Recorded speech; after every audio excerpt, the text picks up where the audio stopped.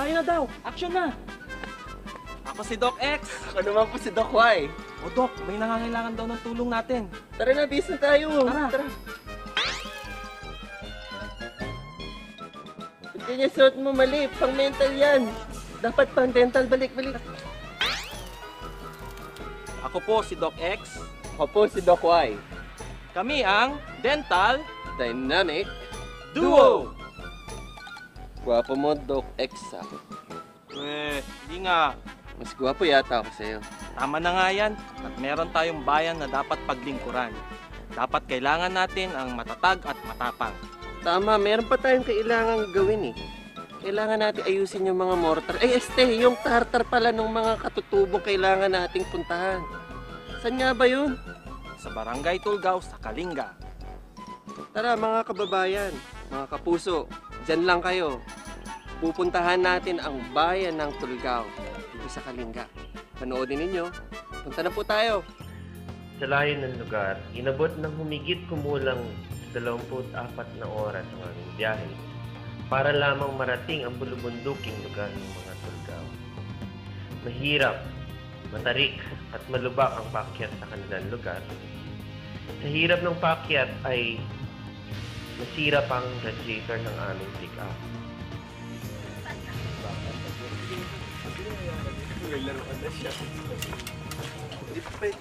Dok, nangyari, Dok? Ayan, bumitaw yung radiator. Yung lahat butas. Buti na lang may acrylic. Wala kami ibang gamit dito sa bundok, kundi pan-dental lang. Yung acrylic yun, may casta press. Self-cure. Total, yung material is made up of resin material. Subukan nating makaabot sa pupuntahan natin. At least maabot lang namin yung pupuntahan, then doon na natin i-repair.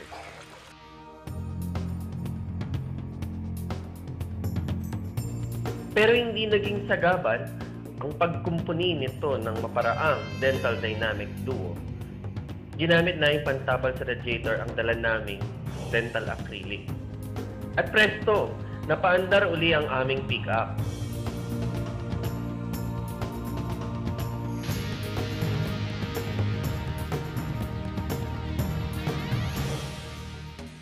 Sa kabila ng magandang tanawin sa lugar ng mga katutubong Tulgao, hanggang sa ngayon ay mahirap pa rin ang kanilang kalagayan. Madalas, ang mga Tulgao ay nagtitiis na maglakad dahil sa isang biyahe lang ng jeep ang kanilang transportasyon sa maghapon. Naabot sa halos 2 oras ang biyahe. Malaki ang respeto ng mga Tulgao sa kalikasan na kanilang maagang natutunan mula sa kanilang mga ninuno.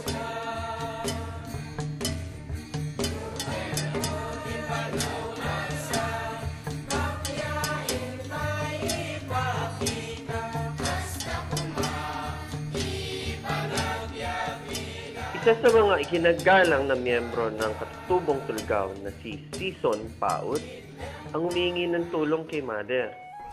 Magandang araw po. Ako po si Season Paut, isang katutubo at naipanganak dito sa Tulgao Tribe, Kalinga.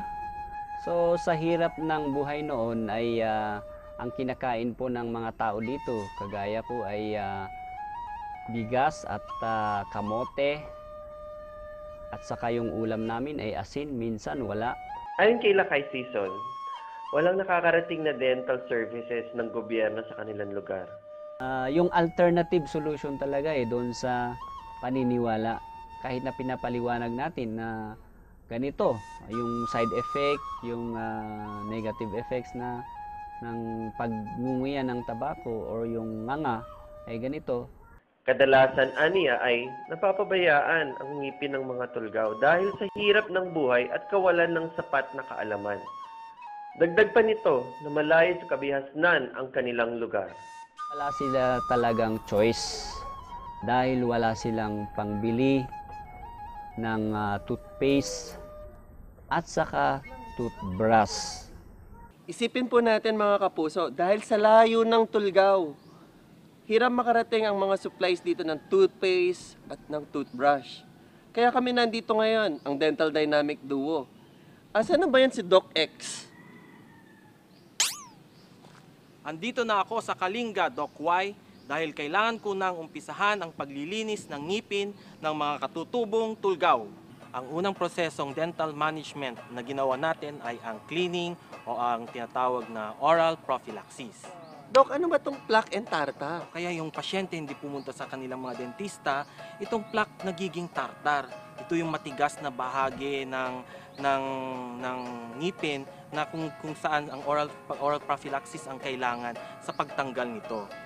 Ito pala yung pinagmulan ng plaque, later on magigiring tartar na kailangan linisin. Tama, Doc Y. Ano po siya? At isa pa, Doc Y, pag itong tartar na ito ay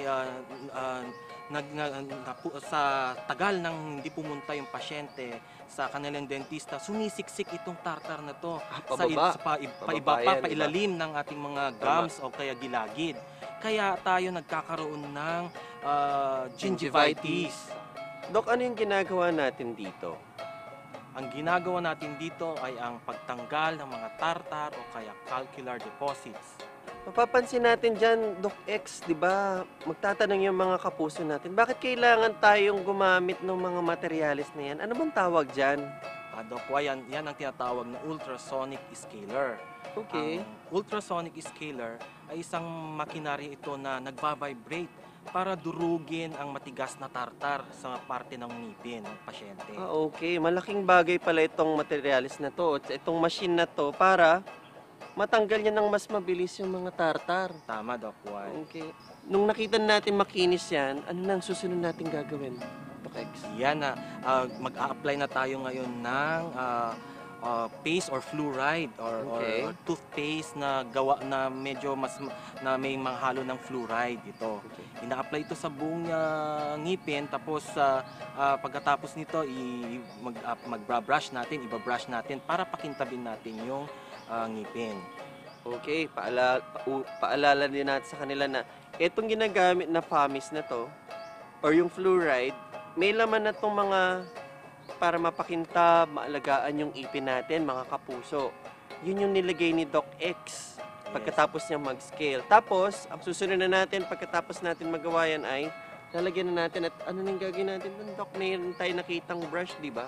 Oo, tama. Ipapolish na natin yung ngipin. Yes, para brush and kumintab. polish na yan. Yes. Doc X, yung susunod nating gagawin, power blasting. Siguradong gwapo yung dentistang gumawa dyan. Sabi Sino nila, ba yun? tingnan nga natin. O, Doc Y. Oh! Ako pala yan Oo, eh. ikaw. Tingnan mo nga naman ano. Yung gagawin natin na procedure na yan, Doc X, power blasting. Mapapansin natin dito sa proseso na to, sa ginagawa natin, dun sa pasyente natin na tigatulgaw, cleaning muna. Initially, cleaning, scaling through ultrasonic machine. Okay. Ito ba, Doc, masasabi din ba natin na proseso ito ng pang-bleaching or pang-paputi ng ngipin? Actually, doon sa sistema na ginawa natin dito sa pasyente natin, kung hindi kaya or natatakot yung pasyente natin magpa-bleach, pwedeng dumaan siya dito kasi nakakaputi na to ng ipin. Maganda. Maganda na to. Ito pa lang, etong proseso pa lang na to, hindi pa tayo nagbi-bleach, mapapaputi niya na yung ipin. Papansin natin din doon sa ating ginagamit na machine, kung powder lang, dapat back-upan ng water yan. Ngayon naman, merong mga machine katulad ng ginagamit natin, powder tsaka machine na yan. Kaya meron na kaagad water supply. Okay, Doc Y, ano naman itong nilalagay mo ngayon sa ngipin ng pasyente?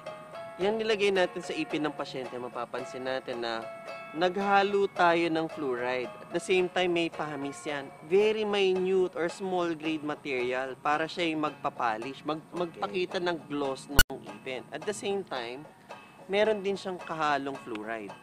So, habang binabrush siya ng dentist, definitely kailangan magstay 1 to 2 minutes na binabrush ng dentist yung teeth para magkaroon ng absorption din doon sa ipin. Ayan, mapapansin natin, sobrang smile na ni tatay. Okay? Ganon din yung dentista ninyo, lalong napasaya at fulfillment ng bawat isang dentista yung makita nilang nakangiti na yung kanilang mga pasyente. Mahigit 50 pasyente ang natulungan po natin dito po sa barangay ng Tulgao. Tama, Doc Y. Natapos natin ang cleaning at power blasting at marami pa tayong gagawing dental treatment. At walang aray. Sa susunod pong Sabado, mga kapuso, magkita-kita po tayo.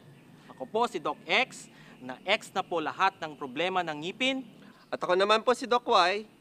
Check na po tayo sa lahat ng mga problema natin sa ipin at nagampanan natin yung kailangan natin gawin ngayong araw na ito.